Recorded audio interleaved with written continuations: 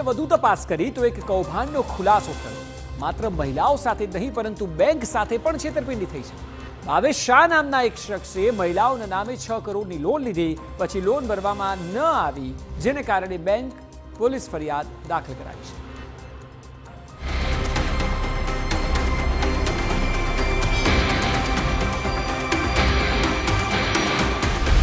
Bank સાથે થઈ છેતરપિંડી।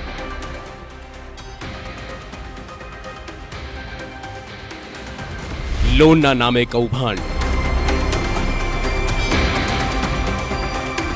બેંકને લાગ્યો 6 કરોડનો ચૂનો। માત્ર મહેસાણાની મહિલાઓ સાથે જ નહીં પરંતુ બેંક સાથે થઈ ઠગાઈ। 1400 મહિલાઓના નામે લોન તો લેવામાં આવી, પરંતુ મહિલાઓને રૂપિયા નથી મળ્યા અને બેંક સાથે 6 કરોડની ઠગાઈ થઈ।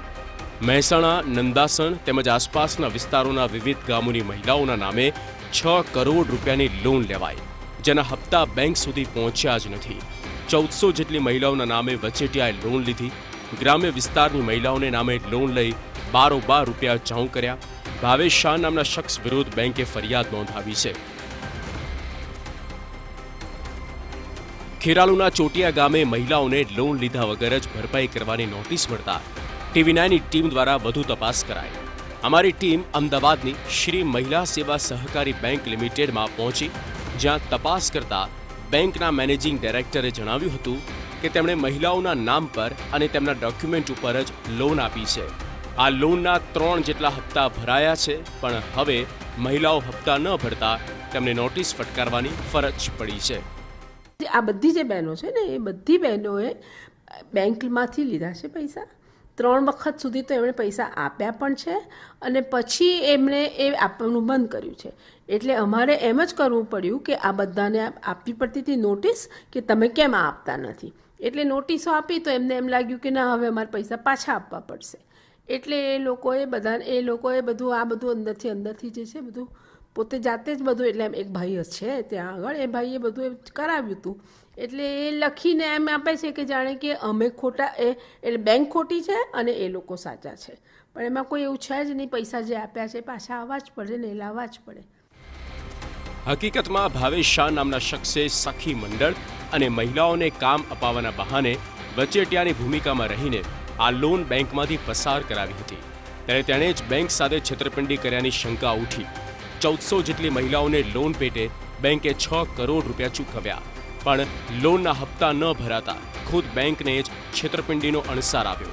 સમગ્ર મામલે બેંકે પોતાના નંદાસણ, મહેસાણાના એકાઉન્ટન્ટ અને બ્રાન્ચ મેનેજરને બરતરફ કર્યા। ભાવેશ શાહ તેમજ બેંકે બરતરફ કર્મચારી વિરુદ્ધ FIR નોંધાવી છે।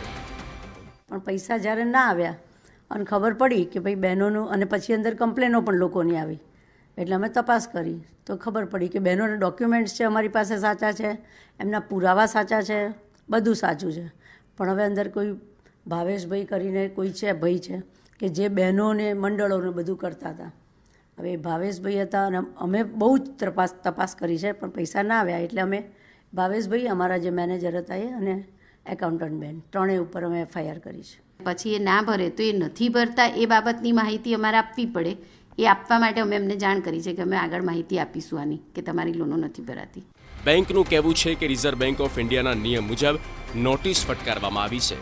સવાલ એ કે કોઈ પણ ચકાસણી કર્યા વિના જ લોન કેમ આપવામાં આવી? હવે જે મહિલાઓએ લોન લીધી જ નથી તેઓની મુશ્કેલી કેમ વધારવામાં આવી? કૌભાંડ કરે કોઈ, મુશ્કેલી ભોગવે કોઈ, તેવો ઘાટ આ કિસ્સામાં જોવા મળ્યો। અમદાવાદથી રોનક વર્મા સાથે બ્યુરો રિપોર્ટ, TV9।